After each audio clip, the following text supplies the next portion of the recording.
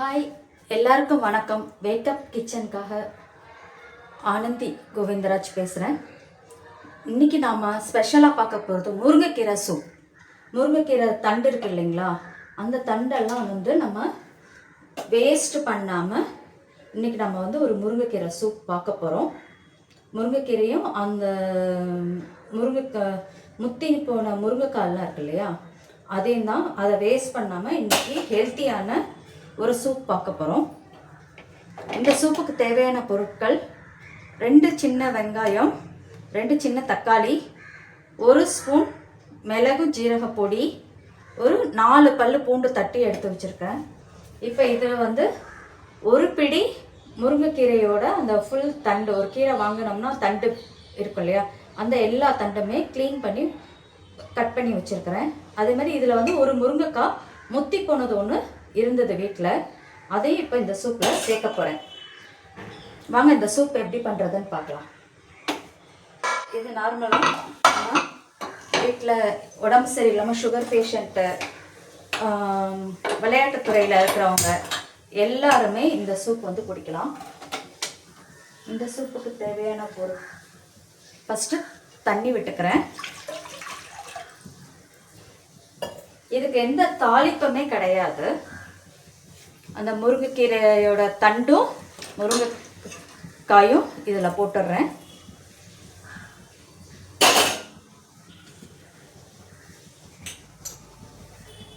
தக்காளி, வெங்காயம், பூண்டு,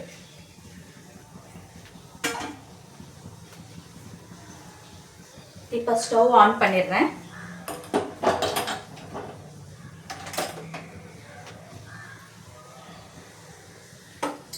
இதில் ஒரு பிஞ்ச் மஞ்சள் பொடி போடுறோம்.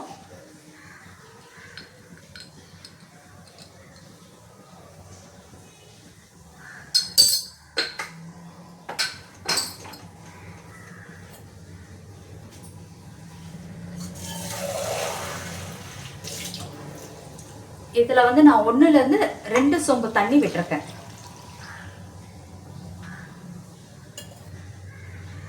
இப்போ குக்கர் மூடி ஒரு 7லேருந்து 8 விசில். ஏன்னா அந்த முருங்கைக்காயில் இருக்கிறது, முருங்கைக்கீரையோட தண்டில் இருக்கிற அந்த சாறு எல்லாமே நல்லா இதில் இறங்கணும். நம்ம நார்மலாக பாத்திரத்தில் வச்சோம்னா ரொம்ப லேட் ஆகும் வேகிறதுக்கு. இப்போ நான் குக்கரில் வச்சுருக்கேன். சீக்கிரம் நல்ல பஞ்சு போல் வெந்து வரும். அந்த தண்டில் இருக்கிற எசன்ஸ் எல்லாமே சூப்பராக இறங்கி வரும். இப்போ இதில் ஒரு 10 விசில் விட்டுக்கலாம். 8லேருந்து 10 விசில். 15 minutes later. இப்போ இதில் இருக்க ஸ்டீம் எல்லாம் போகட்டும், வெயிட் பண்ணுவோம். ஒரு 10 நிமிஷம் வெயிட் பண்ணுவோம். 5 minutes later. கேஸ் போயாச்சு. இதிலிருந்து இப்போ ஓப்பன் பண்ணி பார்ப்போம். பாருங்க, இப்போ நல்லா குழஞ்சி வந்திருக்கு.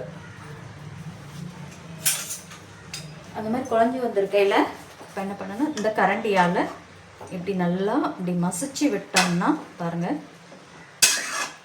சூப் தயாராகிடுச்சு. உங்களுக்கு ஆப்ஷன் தான். நீங்கள் இந்த வடிகட்டி எடுத்துட்டு உங்களுக்கு கார்ன்ஃப்ளவர் மாவு போட்டு திக்காக குடிக்கணும் அப்படி ஃபீல் பண்ணிங்கன்னா நீங்கள் அந்த மாதிரியும் பண்ணிக்கலாம். ஆனால் எனக்கு அது கார்ன்ஃப்ளவர் தேவையில்லை.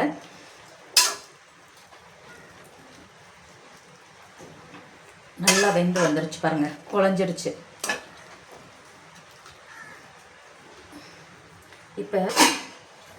இப்போ நான் 2 சொம்பு தண்ணி வச்சேன் இல்லையா,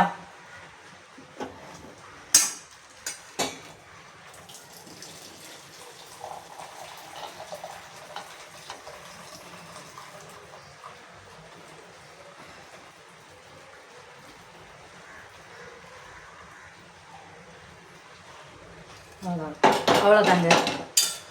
அப்படியே வடித்து எடுத்தாச்சு. இப்போ நம்ம எலும்பு சூப்பெல்லாம் வச்சு குடிப்போம் இல்லையா, அதே மாதிரி தான். ஆனால் இப்போ இதில் நம்ம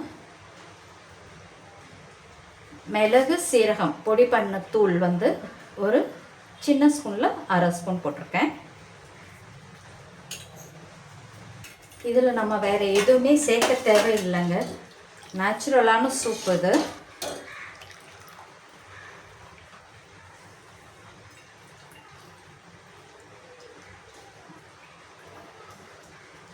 காலையில் வாக்கிங் போயிட்டு வந்து இந்த சூப் குடித்தா அவ்வளோ நல்லாயிருக்கும். கை கால் வலி, மூட்டு வலி, உடம்பு வலி, இது நிறைய டிரைவர்ஸ் எல்லாம் இருப்பாங்க இல்லையா, டிரைவர் அவங்களுக்கெல்லாம் நல்லா கொடுக்கலாம். ஃபோர்த்ஸில் இருக்கிறவங்களும் இதை வந்து குடிக்கலாம்.